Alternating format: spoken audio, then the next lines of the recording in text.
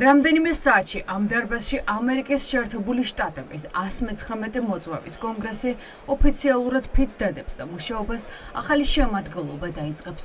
დონალდ ტრამპის რესპუბლიკური პარტია მართვის სადავეებით ხელში ივანიშვილის სანქცირებული რეჟიმისთვის დიდი თავის ტკივილი იქნება.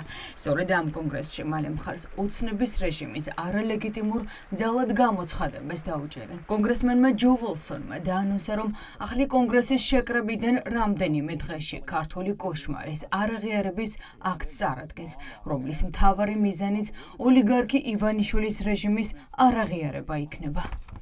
ორპარტიული მხარდაჭერა გარანტირებული აქვს, იმიტომ რომ ჩვენ ვიცით, როგორც დემოკრატების, ისე რესპუბლიკელების პოზიცია ამ თვალსაზრისით კითხვები არ არსებობს, სინამდვილეში არ არსებობს. ახლა ქართულ ოცნებას შეუძლია რაც უნდა ისე ლაპარაკოს, მაგრამ რეალობა არ იცვლება მათი საუბრით.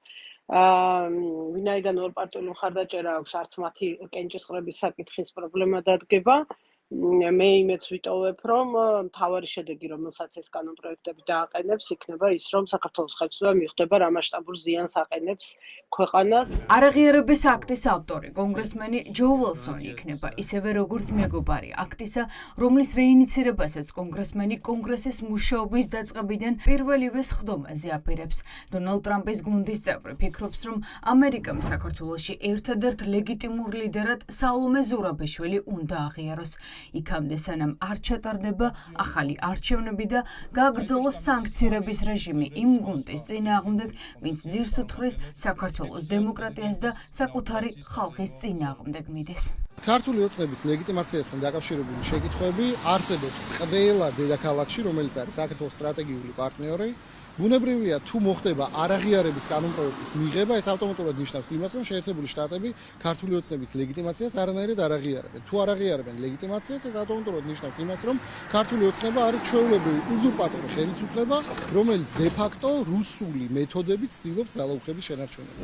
მალე კონგრესში ორი კანონპროექტი ინიცირდება, რომელიც ქართული ოცნებისთვის ნამდვილი განაჩენი იქნება. რასახეს მიიღებს ორი აქტი საბოლოოდ არ ვიცით, მაგრამ სავარაუდოდ არაღიარების აქტი მეგობარი აქტის ნაწილი გახდება, რომელიც უმძიმესი დოკუმენტის სახეს მიიღებს და რომელიც ერთდროულად ბიძინა ივანიშვილის რეჟიმის არალეგიტიმურად გამოცხადებას და მისი გუნდის წინააღმდეგ ყოვლის მომცველი სანქციების დაწესებას მოითხოვს. ბიძინა ივანიშვილის 12 წლიანი რუსული რეჟიმის მმართველობის შედეგად პირველად ხდება, რომ ჩვენ აღმოჩნდით აბსოლუტურად სხვა რეალობაში და ამ რეალობაში შეცვლა არის დღეს პოლიტიკური პრიორიტეტი ამერიკის შეერთებულ შტატებში. ორპარტიული მხარდაჭერა აქვს, ცხადია, ამ ახალ პოლიტიკას და ახალი პოლიტიკა, რომელიც იქნება ივანიშვილის რეჟიმზე ზეწოლის კიდევ უფრო გაძლიერება და ქართველი ხალხის მხარდაჭერის გაზრდა, დარწმუნებული ვარ, რომ ძალიან სწრაფად მოვიდა შესაბამის შედეგებს ქართველი ხალხისთვის.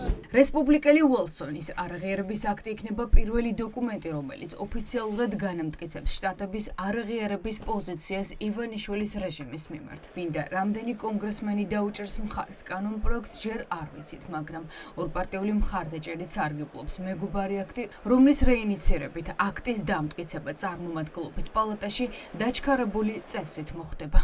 ვითარება კიდევ უფრო რთული იქნება ქართული ოცნებისთვის და კონკრეტული ადამიანებისთვის და ძალიან ძიმე არის ბუნებრივი ამის საქმე, რომ ეს პრაქტიკულად ანგრევს იმ ურთიერთობებს, რომელიც არის საქართველოსა და ამერიკის შეერთებულ შტატებს შორის. იმ შემთხვევაში თუ კი ეს პოლიტიკა გრძელდება, რომელიც დღეს არის, ხო?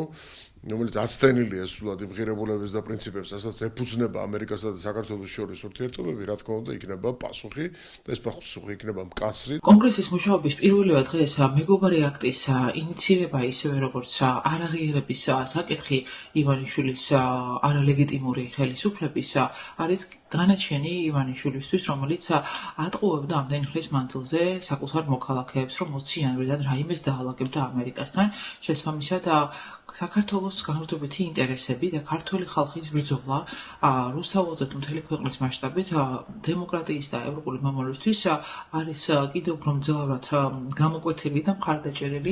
ქართული ოცნების სანქცირებულ რეჟიმს წინ უმძიმესი თვე ელოდება. ივანიშვილი უკვე დასანქცირებულია, მაგრამ ახლა სანქციების სამიზნე სავარაუდოდ მისი ოჯახის წევრები და უახლოესი გარემოცვა გახდებიან. 20 იანვრის შემდეგ, როცა ტრამპი პრეზიდენტის ფიცს დადებს და მოვალეობის შესრულებას ოფიციალურად შეუდგება სანქცირებული ოლიგარქის წინააღმდეგ ზეწოლის მექანიზმები შტატებიდან გაძლიერდება.